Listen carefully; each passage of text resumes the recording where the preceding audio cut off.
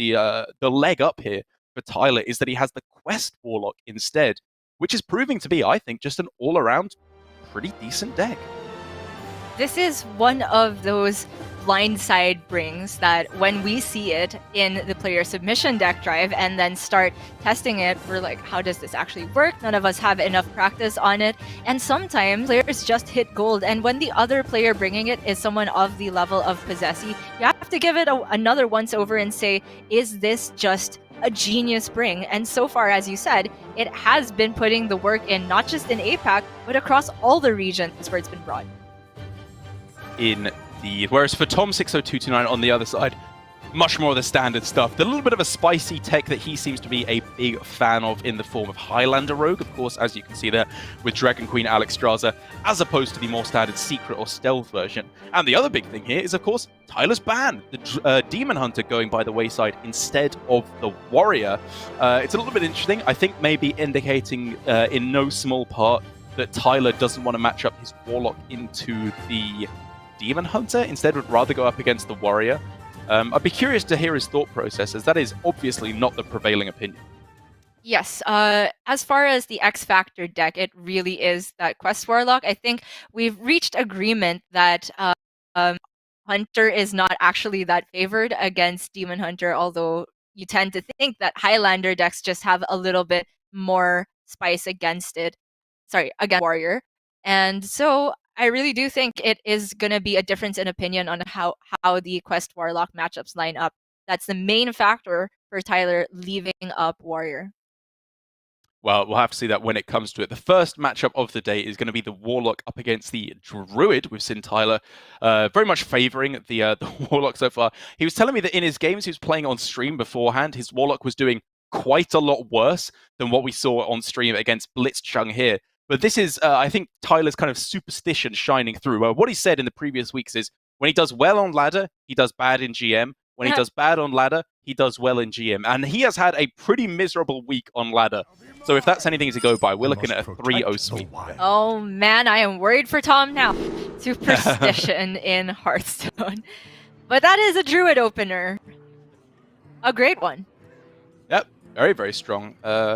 Warlock is, of course, one of the decks that has the best answers available to a big Glowfly Swarm board. We're looking at Moarg plus Rain of Fire, double Rain of Fire, Dark Skies if you can get it up big enough, and of course the Crazed Netherwing, just as a nice big board sweep, even if they end up as 3/3s. So while this is a powerful opening, I don't think that it will be the game ender quite yet up against Tyler's average draw. Right. I do still think, though, it is very strong to be having the Glowfly Swarm at some point. I just think that Tom will not be in a rush to play it as soon as it's available because of all of the AoE that you mentioned, the options from Tyler to deal with just a plain Glowfly Swarm board. I would like to see from Tom holding on to this until he can get buffs to go along with it. He can get Soul of the Forest to consolidate that board state and make it just more durable. I think in an ideal situation, I absolutely agree you're trying to do that. The second one obviously complicates things. You're much more likely to throw away the first one when you've got the second one in hand. Of course it's the right but way. That's a long time to wait without any ramp in hand. Right. I think it's worth mentioning that Fungal Fortunes as a keep is just so far and beyond better than everything else because it can also draw you into the other cards you want to keep. Decent chance at drawing the Overgrowth there, and just checking if Tom also runs Wild Growth. I think it's become pretty standard in APAC, the one of it is there. And now because he has both, it's still becoming perhaps a viable strategy to go one after the other and say to Tyler, if you don't have both the AoE, I'm going to run away with the game.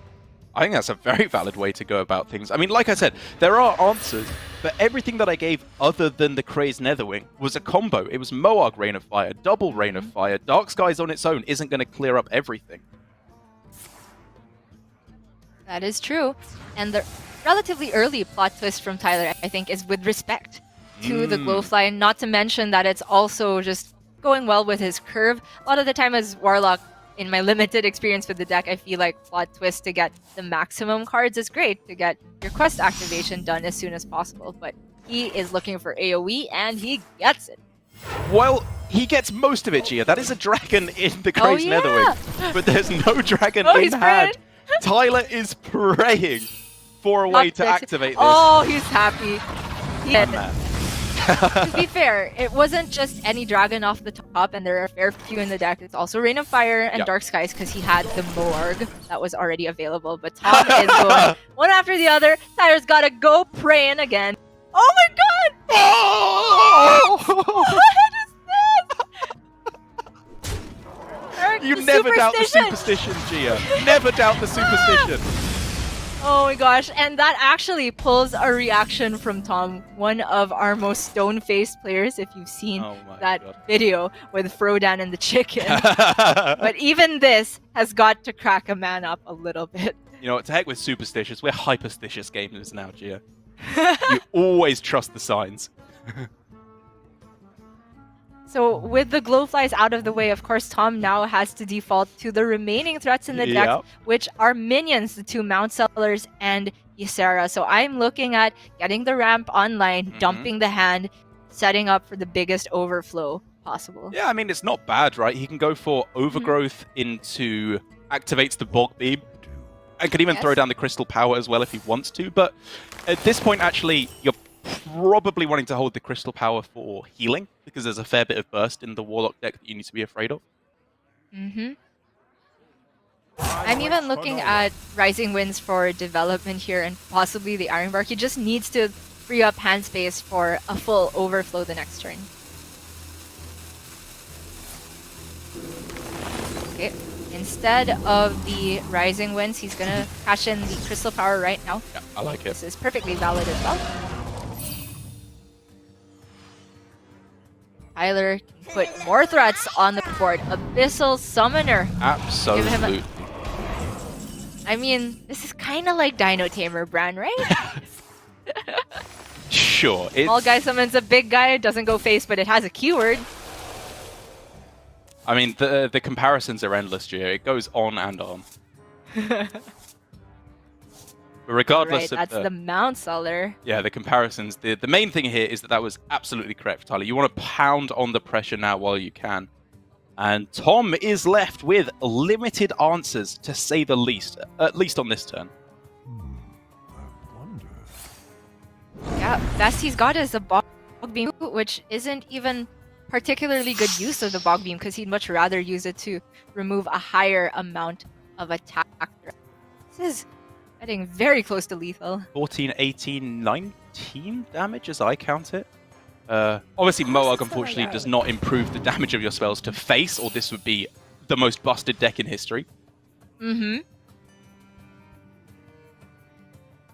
But it is close to the point where he can just Malygos Coin Soulfire next turn. So I would expect to see Tyler ship as much of this as he can to the face. The problem is he can't just develop a Moarg and call it a day, even though he gets the Mortal Coil, because that means that Tom's spells would also double their damage. Right. The Bog Beams. Well, the problem also is that he doesn't have coin in hand, so it's a couple turns away at least, but the point still stands, of course. You are building up towards a Malygos player 100%. Sorry, I don't know what I saw that I thought was the point there. Money on your mind. Ooh. Wait, is that huge? Is that lethal? Could be. It is. That was lethal. I mean, unless he discards not guaranteed, other Soulfire, right? Yeah. Okay. Yeah. Okay. Whatever. If you're this far ahead, I supply only the sure. Creatures. I mean, but that was a is it big 100% sure? Because this gives Tom the chance to have the other Crystal Power alongside the big Mount Seller turn. Granted, you're asking a lot of Tom to be able to clear off of all of this. Would be Diving Griffins! Ooh. And Taunts! But the double Soulfire is still just there. Tom has not drawn the other Crystal Power. He could dig for it with Rising Winds. I mean, I think that's... Is that the play, though? Because I was going to say that's the play, seeing Tyler's hand. Yeah. He, of course, should not necessarily expect that. Of course. Yeah, I think this is the more measured approach from Tom, is to just go for the max development, gets a Zixor for his trouble. Not entirely impactful here. All right, Tyler, one last time. It is time to throw your hands up in prayer.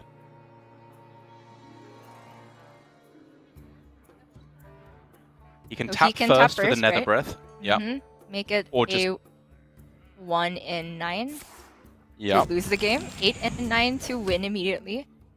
There's the Nether Breath anyway. That's Okay. just the GG. Yes, indeed. And a little bit of BM for good measure. What? Wait, huh? Tyler? Ah! Okay, it's just lethal. Okay, sorry. It's lethal. Okay, It's lethal. yes, this too. But okay, it was my mistake. Not a little bit of BM, a lot of BM for good measure. Look at that man. He knew exactly what he was doing. There was no way he didn't realize that that was just lethal with the Nether Breath to face. Oh man, Tyler. I mean, it was There's lethal, no right? in It was between fine. with him, It was right? lethal. Yeah. But there's no in between with him, right? Either he's lost the game or he's won, and he's absolutely dunking on, head spinning on, hand press, push up, whatever you call it, on his opponent. Yeah. It's just what a showman. I'll give him that. Yeah, he's here to give us a show, and I am ready to watch, I gotta say. We are gonna go, of course, though, to a quick break now. I just want to get into the action as quick as possible, so I'm gonna waste no more time with analysis. The analysis is, you got dunked on, Tom. Let's see if you can pull it back in Game 2 after this.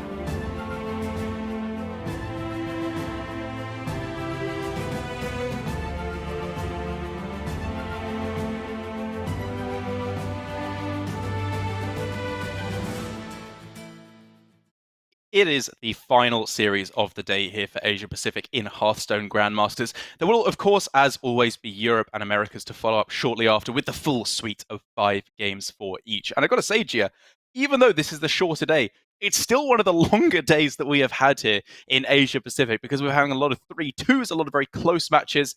And despite some of the decisions being wrong, a lot of the time being spent on those decisions. Yes, it is very true. And we did see Tyler take a relatively quick win despite his Quest Warlock deck being one of the decks that has the potential to go long in the game. It just really floors me to think about, now that I review it, how big of a difference just having one piece of early AoE is in the current meta. Most of the decks right now just don't have that. They have Zephyrus at best, which is active at certain points, and the mana breakdown doesn't always work going into turn 5 from Druid. But Warlock just has the perfectly aligned pieces of removal to actually deal with the Glowfly Swarm boards, and that is yet another reason for why Quest Warlock is potentially a great brain for the weekend. Absolutely, Gia. But one of the slightly more questionable decisions about Tyler's strategy has got to be leaving up the Warrior. And now that we're going to get to see it, it's another matchup that we've kind of gone back and forwards on, where we want to say the Hunter is ahead because it kind of makes sense, or at least is in a a decent spot up against the Warrior, like around 50-50, maybe ever so slightly favored. But to be honest, in practice, from what we've seen, it doesn't actually really look that way. Yeah. In theory, as you said, it is just that idea of playing good minions on curve and one after the other, and not giving Warrior the time to remove everything, let alone heal up, because Warrior tends to face tank a lot of those minions in order to remove them using their weapons. But as it turns out, Warrior has a different strategy they can deviate for. They can start off with high tempo of their own. They can start with just a Sky Raider on one, can be very annoying for Hunter. And when you have Warmaul Challenger factored in there as a very sticky and difficult minion to remove, the second it gets buffed, suddenly it's taking all the good traits. I mean, clearly Tom is considering some kind of an alternate strategy, because I'm pretty sure we just saw him mulligan away Corsair Cash, which is a card that I'm pretty sure you keep in every single matchup. I mean, my eyes may be playing tricks on me at this point in the day. But I was surprised to see that, to say the least. Whereas Tyler had a slightly more difficult mulligan, I think. And Tom, on a previous series, we saw him play Risky Skipper on one. We did. And that was equally strange to me as not keeping Corsair Cash. But now he's held back on it, and I don't think it would be a reach to say maybe Tom has a different spin on the matchup last week than he has this week, and it's still different on what we think that spin is. This is Tom all over. Every time I seem to doubt him, I seem to be wrong. Yeah. So you know what? I'm willing to go along with him, at least for the moment, and see what he has got in store for us. He's drawn That's it a anyway. pretty good card. Yeah, turns out. And he's got the Sky Raider to use the rest of his mana. I'd imagine you start with that, because all the weapons are unplayable this turn if you go for the Corsair Cash. Someone's gotta lead the Apparently, It's the skipper. you don't play it on one, Derek, you play it on three, apparently. He's going for maximum tempo in this matchup. He's going for GG versus Desert Spear is what he's going for. Yeah? And Tyler's expression, I could have sworn I saw his eyes widen a little bit the turn that the Risky Skipper got played. Yeah. I mean, I think you're probably just supposed to kill the Risky Skipper, because things can just go wrong when it's Right, alive. Battle Rage, big one. Yeah. Tom plays this deck so weirdly, man. So weird. And like, Warrior is one of those decks where it's so difficult to play that I'm very hesitant to call his playstyles wrong, because I know that as a player, I am much too greedy with my Risky Skippers. I save them purely for these massive combos, which is wrong a lot of the time. But that did feel very, very liberal. It did indeed, especially since he had the option instead to go for Sky Raider Corsair Cash. Perfect use of mana still. I mean, he would have had to trade a little bit more into Tyler's minion, but I don't think that it's going to be in a worse position than having a Risky Skipper and Hunter on. It just becomes clearer and clearer to me that Tom plays the deck differently than how we understand it. And sorry, go if ahead. the strategy is to go for max tempo, then I would expect to see a game like this just develop the weapon and continue to go wide. I mean, it's kind of weird where Tom's play was really quite good if he had a number of cards in hand. Because if he had Blood Boil Brute, The 3-mana beast that he knew was in Tyler's hand that rushed in would have allowed Blood Boil Brute to come down and trade into the Zixor very nicely. If he had Battle Rage, he is quite likely to be left with at least 2 card draws, if not more, on the following turn. But he didn't have any of those cards. Even Rampage, and it becomes more acceptable. The copy of Bloodsworn Mercenary as well. He just had none of the cards to go along with his play. It just looks to me like Tom is playing this as a curve deck. Just warrior. Oh no! Terrible evolve as well.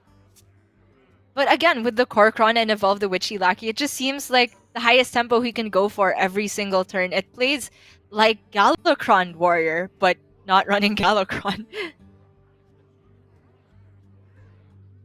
And Tyler can respond with a back-breaking combo, remove Tom's weapon, and Desert Spear.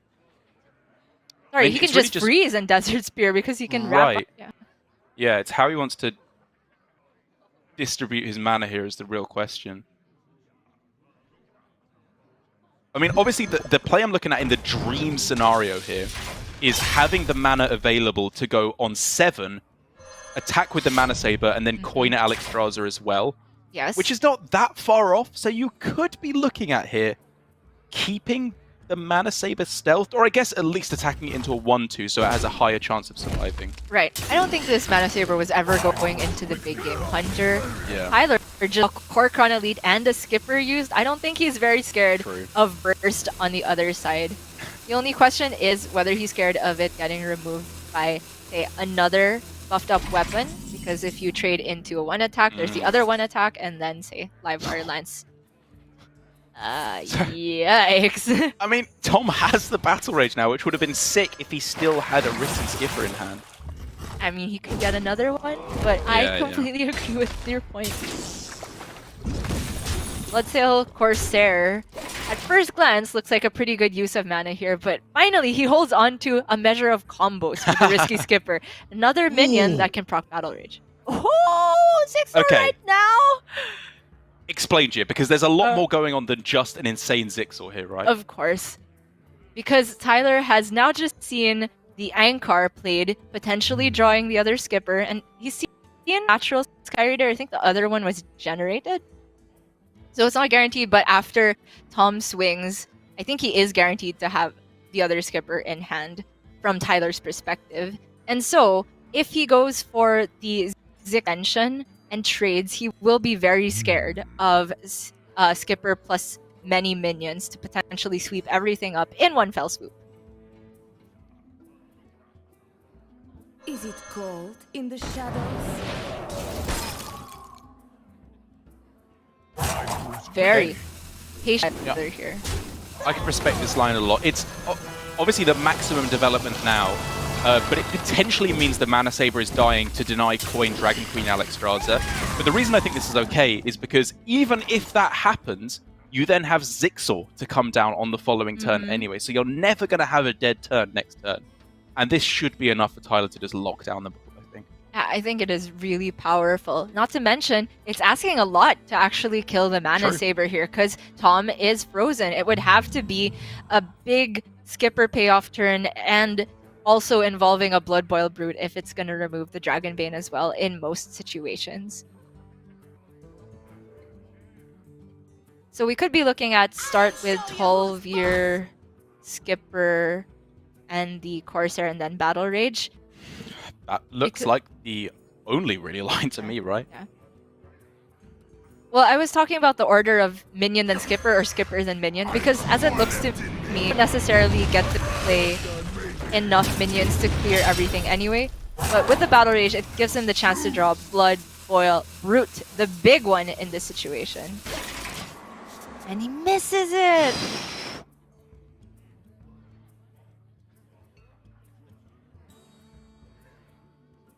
Well, he just saw the second Skipper. He can clear everything, play the Alexstrasza. Well, Zixor's just insane here, right? There's no answer to Zixor. The only thing you're losing to now as Tyler, I think, is burst damage off the top, from which you've already seen a Korkron and an Inner Rage come down already. So between those two options, if you're scared Yeah, of burst damage, Alex has a chance of giving you taunts. Yeah. Because both of them pretty much set up lethal on the backside. Marathon! That plays the battle rage! Comes prepared. So it draws 3 cards and develops a big board? You think this is Yeah?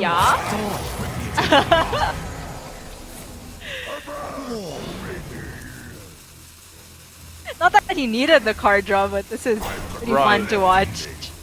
And a the taunt! Tolvir as well! Oh, I didn't yeah. even consider that! I forgot! Oh. It does battle cry, so it's full health. GG! Tom got absolutely dunked on yet another game in a row. And I gotta say And to for you, this one, I feel that he could have done something different as opposed to that Druid game. agreed. This was not a case of Tyler just hitting the nuts and styling on his opponent there while his mum watches TV in the background. This was a case of, I think, Tom playing the deck weirdly, and honestly, I think there's a reason why it's weird. I was waiting for his master plan to come together. Maybe there were outs he was playing to that I'm unable to read because I can't get into his crazy mindset, which generally is very right on the money. But I've got to say, for Tom, you know, we've had these certain players that they have good play overall, but certain archetypes they mess up on. For Shaxi, it's the Demon Hunter. And for Tom, I think it's the Warrior. I think he's just consistently showing very weird, different styles of gameplay that I don't think are good. Yeah, I would have to agree with you there. It pains me to disagree with Tom because, as you said, a lot of the time we end up being on the wrong side of that argument. But For sure. it feels like we've seen this often enough where he deviates from what is considered and by the right way to go about Warrior gameplay, which is holding on to Skipper for a bigger payoff turn. We've seen him play it for tempo twice now, and it's not worked out. And I mean, if any of the Warrior gods in chat are watching, please prove me wrong. I would be so happy here if Tom is secretly onto some kind of genius game plan and I am, you know, I have something to learn because I always want to get better at this Warrior deck, which I think is so difficult here. But even then, I am yet to be proven right or wrong. The one thing I could glean from his game plan was that he was going for max tempo and hoping that that was enough. But as far as the payoff of Warrior, or power spike turns for Warrior, I think you can do far better than Correlate and Evolve it. I think you can do far better than playing a minion that goes wide just to make it easier for you to remove your opponents. And so far, this hand does look like it's very high tempo to me, but doesn't leave that room for deviation with cards like Skipper that have much more potential later on. So we could see Tom's the deck, which is to play for a lot of tempo, be more effective for him this particular pan out. Yeah, I like it a lot. I mean, this is one of the low-key most powerful aspects of Warrior because it's easy to focus on Battle Rage drawing 50 cards, Corcoran lethals for 22 damage.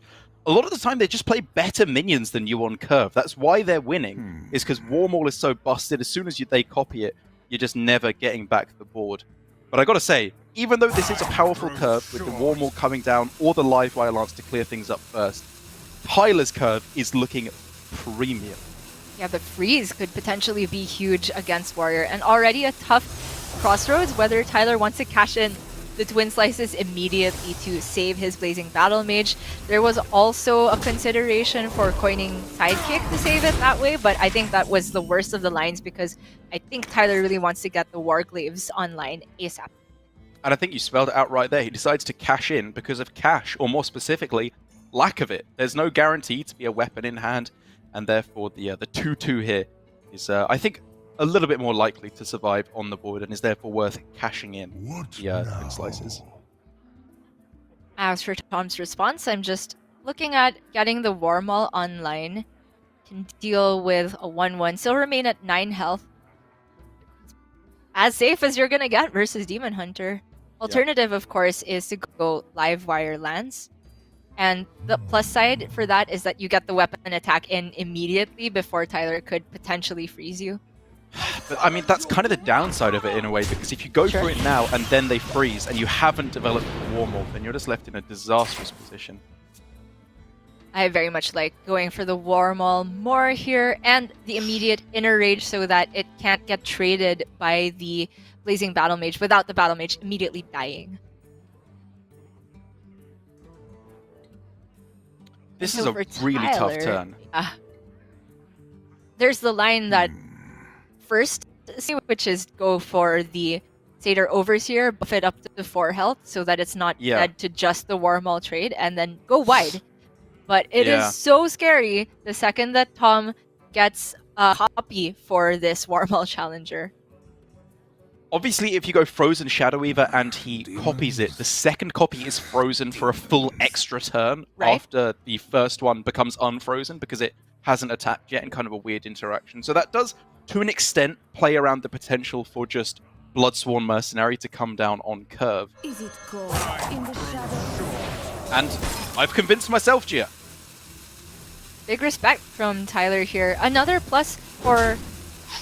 Not necessarily plus, but a reason for not freezing face here is he's not even seen Corsair Crash, which is ideal for Tom. Which means that if there's a weapon in hand, it can't even one-shot the Frozen Shadow Weaver.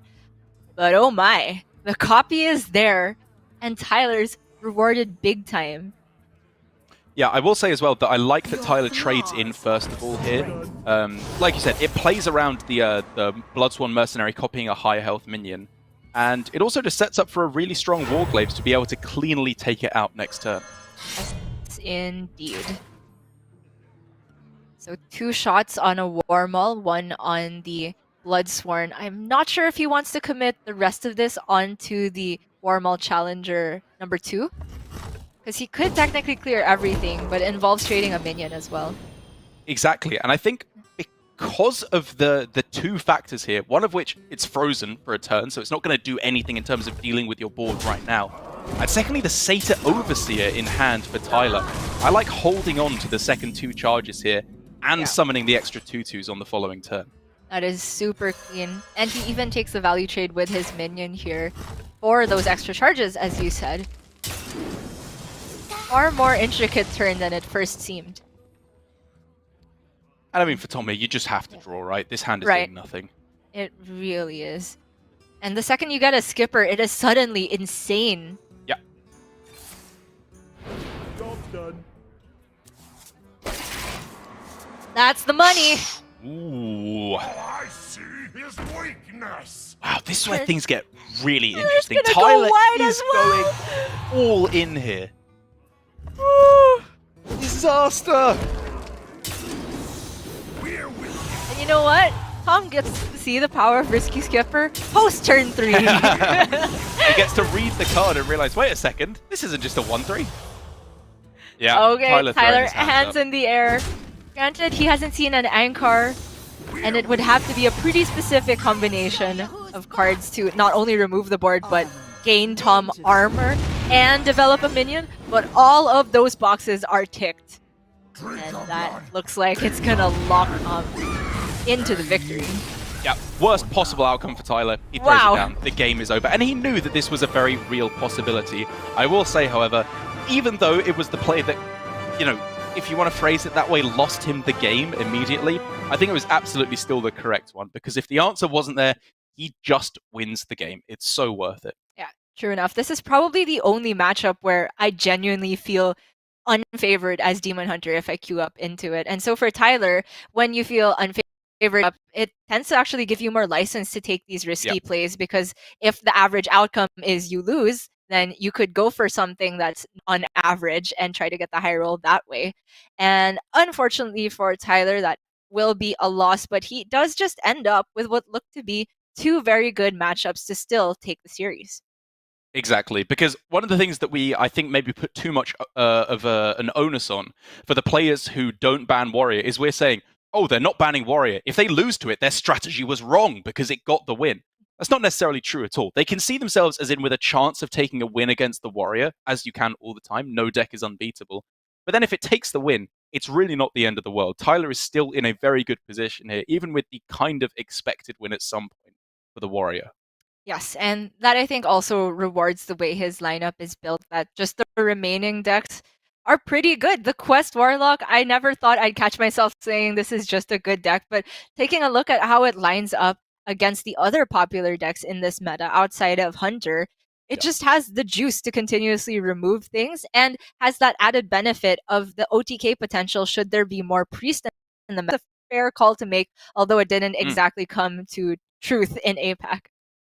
Yeah, it did not quite come to fruition. Maybe next week we'll have to see. Obviously, only a couple of weeks left, actually, after this, of Grandmasters at all for Season 1 before we head to, I believe, the next Masters Tour, actually, which is going to be Yongchaping. But, of course, that's how you pronounce it. Online. I think so. That's what they told me when I was there. All right. I definitely knew the J was a Y because Yarla. Yon. But, and Yon, yes. But I didn't know the K was a Ch. I think so. I mean, yeah, everyone there spoke English anyway because they're a great country and we're garbage. So it doesn't really matter anyway how you pronounce it, I don't think, when you're there. But the point was, of course, we do have a little bit more Hearthstone action even after Grandmasters culminates in a couple weeks' time. But before all of that, Gia, a couple of the most important turns have already passed in the Highlander Rogue up against Demon Hunter. Yeah, Tom has been one of the last bastions of Highlander Rogue, which seems week after week loses a bit more popularity, although I definitely feel that the archetype has a lot more potential than it's been given worth, especially in APAC when there's so much good. Just having your Zephyrs to potentially give you an earlier lethal out, or more importantly, a board clear could be huge. But the early turn for Tyler was already something worth considering. Does he want to equip Umberwing for the max pressure? Or did he want to go for this buff on the Blazing Battle Mage, protect it from a Coin Seal Fate? And I think what we've seen quite consistently for Demon Hunter is that you do just want to go for this kind of play. Obviously, he's left with going, relatively all in at the start, not weaving in his hero powers, low on value, but you have to trust the top of your deck to provide. Right. I get the news that it's ambush. Not a big problem for Tyler at all because he can simply remove it with his weapon. It looks somewhat costly to use all of the cards in his hand, basically. Yeah. Except for the second slice. But as you said, draws off the top tend to be of a pretty good quality for Demon Hunter. Having generated a different class minion from his Pharaoh Cat, actually has this underbelly fence activated for 3/4 rush. It's just pretty good to try and take down this Battle Fiend. Yeah. Astromancer Solarian was obviously my first kind of go-to, just as the cheapest one. But Goru was worth considering, I think, just as a kind of Ancient of War 710 or 510 tool. How much is this worth to you? It's not looking like he's gonna get to that point. I definitely like the Solarian, just to give himself a turn 4. Not the greatest, but as long as you go for 2/2 into Coin Flick, maybe that would give Tom a little bit more time. But yes, the top of the deck has provided for Tyler, and the following turns are just huge. Absolutely insane. I think the only thing that we can question there is the use of the second slice, because of course you could just cash in a 1/1 and hold on to that. But with the way the curve is actually working out, you're either using it this turn, next turn, or turn 6, because you have to get the activation, the outcast of the skull ready to go. Yep. And it appears Tom will be going for Micro Mummy and Eviscerate. I definitely like the Mummy over the Solarian for 2 reasons. First being it just lines up better against these 1/1. And the second reason is I don't think he wants to shuffle the Prime just yet.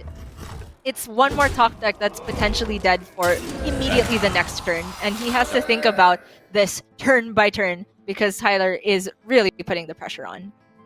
And even though Tyler sunk the first swing into the Micro Mummy, I think you want to start turning up the pressure a little bit now. 3 damage sinking into a 1/1.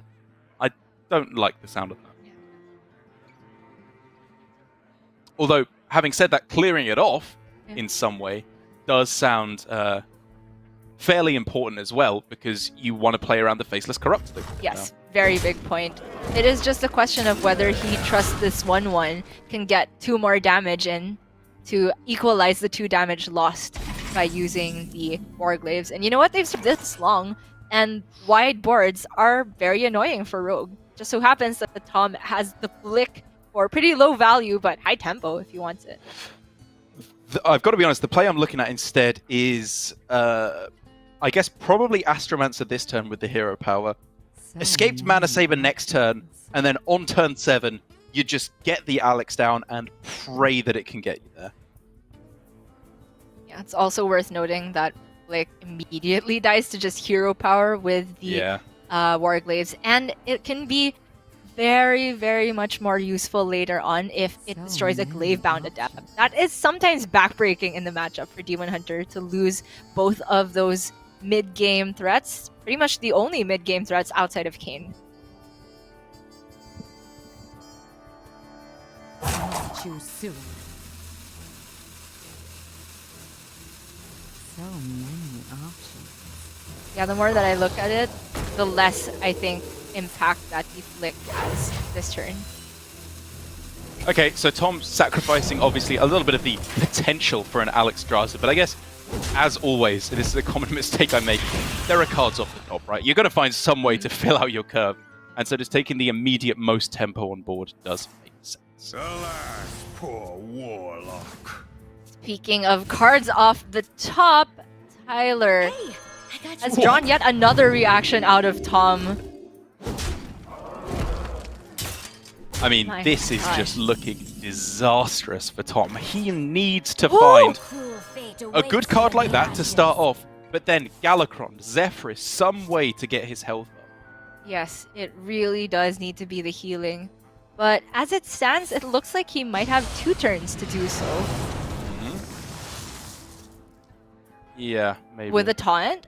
Yeah. Maybe not so relevant with Warglaives, and they can chain into each other, unlike Umberwing cannot chain into Warglaive. Yikes.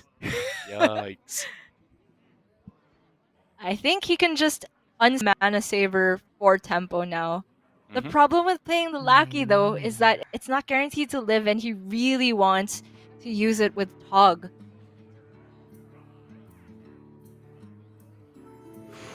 Yeah. He's just taking his hits now then and praying that there's no Metamorphosis in hand. Choose soon. I mean, he could get down both, right? Astromancer and the Titanic as long as he attacks. Right. Yeah. I mean, that's a reasonably healthy taunt minion, and from what Taunt can see, the first Warglaive charge is about to run out. Oh. Oh, man. Okay, so Warglaives swing, equip the second Warglaives, swing again, and then you can just 0.7 damage to face on this turn. Yeah, I like it. Especially which sets up lethal easily next turn. as long as he doesn't kill the Solarian. I like this play. That could Good shuffle point. the Prime and come off the top for some insane out from Tom. Not even that insane. Tyler is taking a lot of damage by removing the minions this way. Right, I mean, I thought you were memeing at first. Honestly, it's just, I think, correct. That is the out for Tom here, the main one. Other one being Galakron into Kronks for healing. Demons. Well, Galakron into Solarian after you trade in. he is not trading in. No way. Well, I mean, if Tyler plays the Glaive Bound, then he can just trade in anyway, right? And that might be the argument for not playing the Glaive Bound. Sure. Instead, Yeah. cashing in the Metamorphosis. Of course, if it gets online a turn earlier, then it gets the full 10 damage across 2 turns. So absolutely 100% lethal setup for Tyler on the following turn. Tom needs a way out right now. And it is not available. Another salty impact. This is like the 5th one this weekend from 5 different people. And here we go, It's just Gia. our thing Tyler now. promised us a good celebration if he wins, and here it is. Oh! 2 dabs! This is amazing. That was the Tyler's cutest whole thing I've ever family, seen. his whole family is flexing on all the other Grandmasters. How are you going to get your mum to come dab on the world champion, tom60229? That is the ultimate disrespect. I can't believe it. Tyler just one-ups himself every time. I thought Frosty had a good chance of dethroning Tyler in terms of King of BM by having the party horn and everything. Yet yesterday, but no. Tyler is undisputed world champ of flexing. Yeah, absolutely. I wish I could hear as well the conversation, obviously, presumably in Vietnamese, but just the absolute 6-year-old energy of, Mom, I won the game. Mom, I did it. Come look. Is just the icing on the cake for me there. Well done, Tyler. That was well deserved. And also asking, Mom, can you dab? And then Mom's like, what is a dab? Twice. It was so amazing. Yeah. Oh, thank goodness we had that to end today. Exactly. All worth it now. All the pain along the way that we had to get here could not have been more worth it. But with that done, that does mean that Tyler is moving up to the undisputed #1 in terms of Division B, at least. Hopefully we can take a look at the standings now in order to get a proper look at that. Because again, there is something to play for here for everyone. The top 4 in Division B will fight it out for those final 2 spots to get through to the top 8 to play for playoffs. And at the moment, Tyler is obviously in no danger whatsoever of getting down to the relegation zone of 7th and 8th. And I think given that the worst score he can possibly get now is 5-2, he's also just locked into top 4. Yeah, I completely agree. It seems like there are not even that many other players with the chance of getting to 5-2. I'm not sure who has already faced whom, etc. But even if Tom wins his next 2 series, that just means he's 5-2 and everyone else has no better shot of getting above 3 wins. So Tyler's just locked himself into the playoffs bracket for Div B. That means 4 of those players then get to fight for a chance to get those last 2 slots and fight it out with Division A's top players. Yeah, Division A down at the bottom as well for Kin. It is looking very grim for him, though, heading into next week, because while Tiebreaker 1 is head-to-head, Tiebreaker 2 is the strength of the players that you've beaten, I believe, for which Kin is looking very, very bad indeed. But he will have a chance to try and get at least a win on the table, because he is now devastatingly the only player in Asia-Pacific yet to get a single win on the table. Yeah, in round robin at least. And it's tough to watch, especially since he had such a performance in the Swiss portion. But he's just faced off with the best of the best in Division A. Japan's dominance a little bit shaken up.